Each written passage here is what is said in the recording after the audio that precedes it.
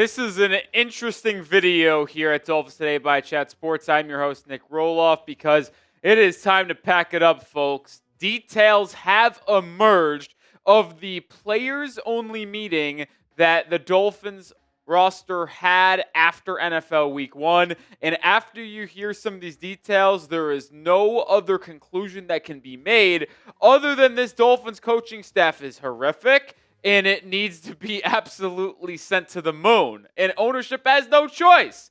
Albert Breer was the NFL insider who had some of these notes. Let me read this long quote.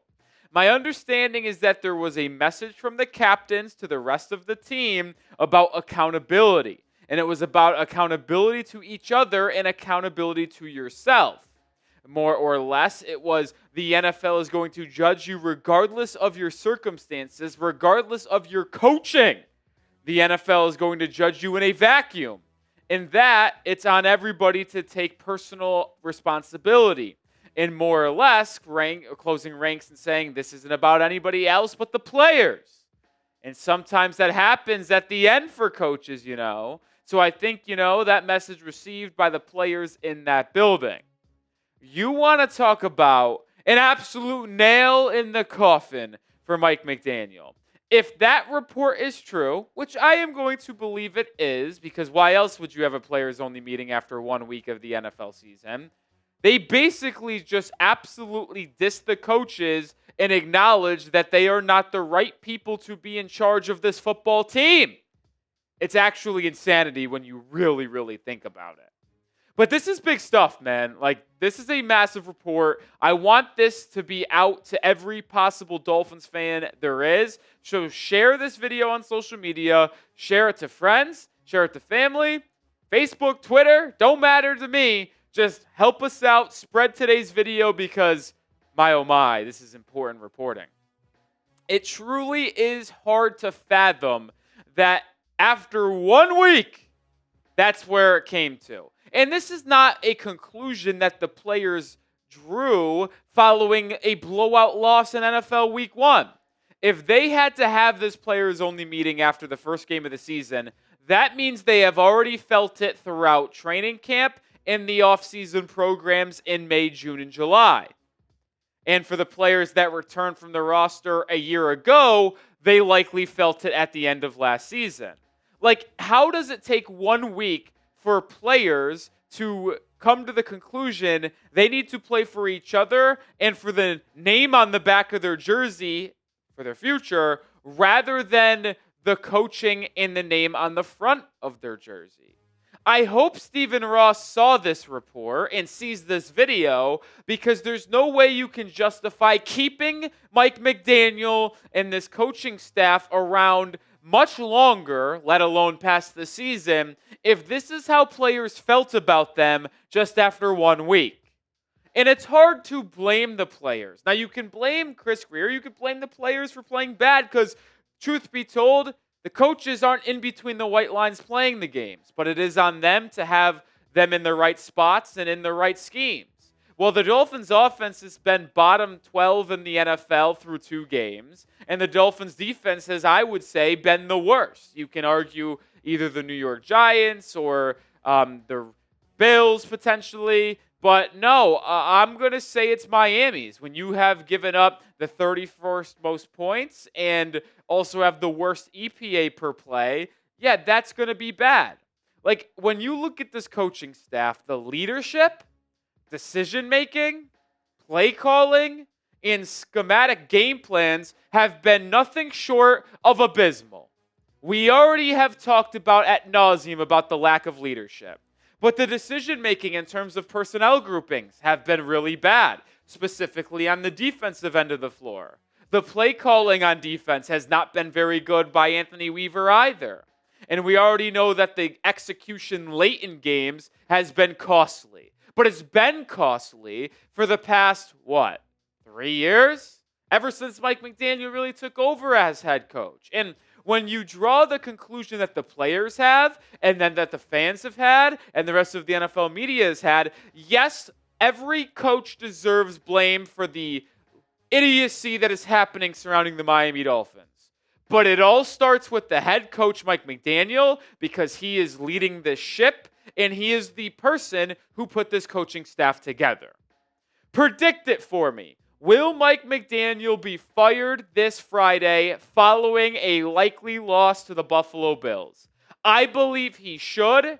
Now, will he? I was asked by our producer, Coop, what my thoughts are. I literally said it was a 50-50. It's a coin flip. But let me know where you guys lie. And I do want this to be abundantly clear as I address Mike McDaniel and the coaching staff. I am not putting all of the blame on McDaniel. Does he deserve most of the blame? Oh, absolutely. I would say when you look at the coaching malpractice that's going on in Miami, I'd say it's 70% McDaniel, 30% assistants. But most of these assistants and coordinators will likely need to go after the season. I spoke very highly of Anthony Weaver this past offseason. But I got to be honest, based off the first 2 weeks of the year, I don't know if I was reaching for fool's gold this offseason because he has been atrocious through 2 weeks. And I do want this to be clear as well. If you fire Mike McDaniel, you are not going to fire your assistants or coordinators either. Why? Well, you need coaches to coach the team. That's one reason. Like, just to be point blank, that's the truth. Now, some of them deserve to be fired? Yeah, probably, but they simply won't. Only the head coach, maybe the GM. And when they do inevitably fire Mike McDaniel, assuming that it is in the middle of the year, these are the 5 coaches that I view as the most likely interim head coach options. Darrell Bevell, who is the current quarterback coach and pass game coordinator. John Embry, who's the assistant head coach and tight end coach. Bobby Slowick, who is a senior pass game coordinator, but was the OC in Houston the past couple of years and got multiple head coach interviews over the past 2 seasons. Anthony Weaver is obviously going to be a top option, your current defensive coordinator. I would also throw out Eric Studsville, the running back coach and associate head coach. Not the assistant, but an associate head coach. If you are going to ask me which one of these 5 likely becomes the interim, I do find a hard time believing it would not be Anthony Weaver. I just have a hard time believing that. And I know I just talked about how he has been bad and this Dolphins defense is the worst in the NFL through 2 weeks. But let's not forget, after 1 year as defensive coordinator in Miami, he had multiple interviews to be a head coach this past cycle. With the Saints and the Bears. He was actually a finalist to be the New Orleans Saints head coach. And I will also admit this. Does it help that your head coach could be a great X's and O's guy? Yes. But I do not think it is required to be a great head coach in the NFL to be a good X's and O's guy. Yes, you have to be good, but you do not have to be elite. Just look at some other head coaches in the NFL. Dan Campbell, he's a very great motivator and leader. Do I think he's an excellent X's and O's guy? No, I actually don't. Honestly, John Harbaugh in Baltimore, I don't think he's that good of an X and O's guy either. But he is a great manager and leader as well as a talent riser. So it's not the end-all be-all that you have to be an elite coordinator. It's not. It's all about relationships. It's about leading and being a face of a franchise, which Anthony Weaver very well possibly could be. But yes, it does give me cause for concern that the defense play calling and overall execution has been very, very poor through 2 weeks. More to come here in a second, but get started with Prize Picks today. This episode is brought to you by Prize Picks. You and I make decisions every day. Well, with the right decisions on Prize Picks, you can get paid where it is good to be right. It's so simple to play. You just pick more or less on 2 to 6 player stat projections. If you get your picks right, you could cash in. Prize Picks invented the flex play, which means you can still cash if your lineup isn't perfect. Double your money even if one of your picks does not hit. It's the best way to win cash this football season. Which players are going off, which ones aren't. Make your picks in less than 60 seconds and turn your takes into cash all season long on Prize Picks.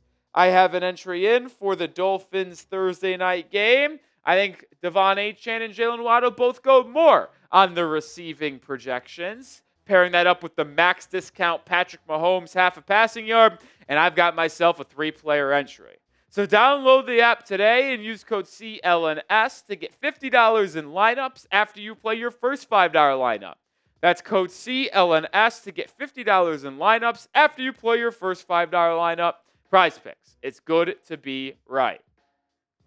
Another reason why I believe that Anthony Weaver would be the shoo-in to be the Mike McDaniel replacement, at least in terms of being the interim head coach, is this report from Albert Breer. We know that personnel across the NFL think highly of Anthony Weaver, but so do most of the people in Miami. Breer reported that Weaver is beloved by everyone in the Dolphins, including ownership, including his assistant coaches alongside him, but as well as the players. So players would get motivated and feel maybe even rejuvenated with Anthony Weaver being their head coach if Mike McDaniel got fired midseason.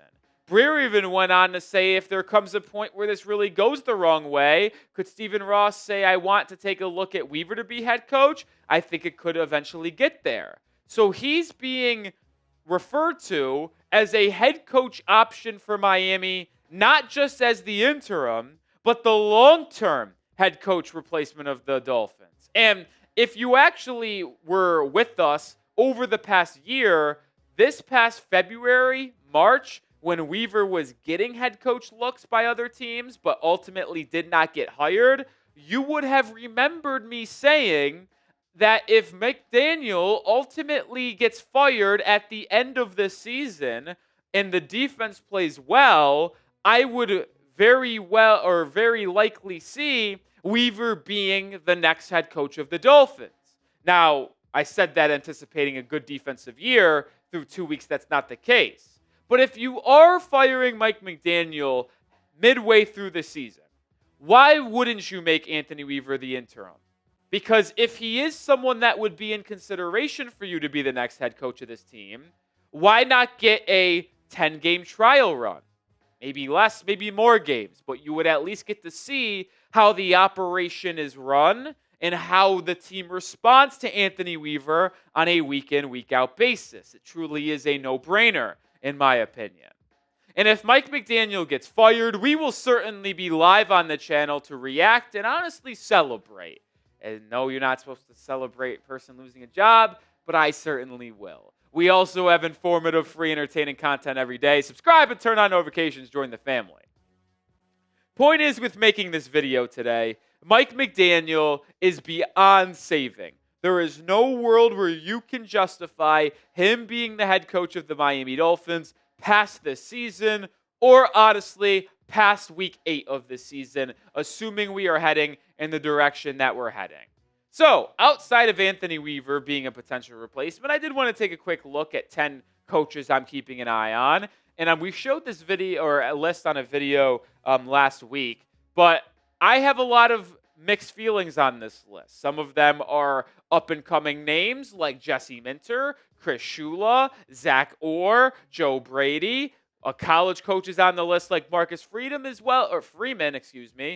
well as ex-head coaches Ron Rivera, Mike McCarthy, Robert Saleh, Vance Joseph, and Cliff Kingsbury. But when I'm thinking about the next head coach of the Miami Dolphins, I don't want to make this so much of a honing point, I should say. And I don't want to act like McDaniel's the worst person ever.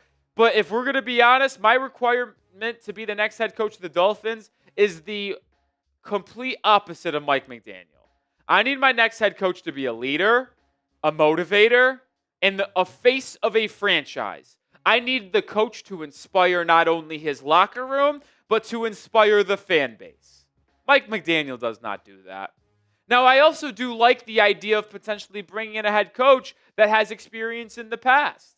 Already a head coach in the NFL, because that coach would know what it takes to be a head coach in the NFL, knows what it takes to be a leader, and what is demanded as a face of a franchise. Now, maybe that's a guy like Ron Rivera, Mike McCarthy, John Gruden. I know a lot of people will mention. I'm certainly not on that train, but I know a lot of people are. I like the idea of experience, but I do not require it. But I do think it's a good possibility. I'm going to give you two names that I would like to replace Mike McDaniel with, but who should be the Mike McDaniel replacement for the Miami Dolphins? Drop that name down in the comment section. The two names that I like the most right now are two defensive guys. Zach Orr, former North Texas player, as well as a player in the NFL, current Ravens defensive coordinator, and former New York Jets head coach and current 49ers defensive coordinator Robert Saleh. Saleh, I think, got the raw end of the stick in New York, and I thought a lot of the issues that went wrong with the Jets had to do with personnel and their GM Ryan Douglas, or Joe Douglas, excuse me. I think Saleh got ran out of there. I don't think it was warranted. And what do you know? He's the defensive coordinator for the Niners, and through 2 weeks, that defense is humming, playing at a very high level. I wouldn't mind bringing Saleh to Miami. He's hard-nosed, he can lead, and he speaks to the media. I feel confident. Zach Orr is a guy who is rising up the ranks, extremely young, but his players respect him, and he inspires and gets them to play with their absolute hardest ability. Think about the Ravens. That is a physical, hard-nosed football team that plays 110% every single week. You don't think he would be able to bring that mindset and expectations to the Dolphins locker room? I think he would. Those two are the guys that I am on the highest right now. But I'm also keeping an eye on Mike Tomlin, who, if that season goes really south in Pittsburgh, could be on the outs, as well as John Harbaugh in Baltimore. I do not think it's likely whatsoever, but if the Ravens disappoint again, is there a chance they move on from him because of the consistent failures in the postseason over the last decade? Don't think it's possible, but I am monitoring the situation. Hit that sub button for daily Dolphins coverage. We'll have a video out later today, and we'll be live Thursday night for Dolphins-Bills Week 3 Thursday Night Football. Hope to see you there.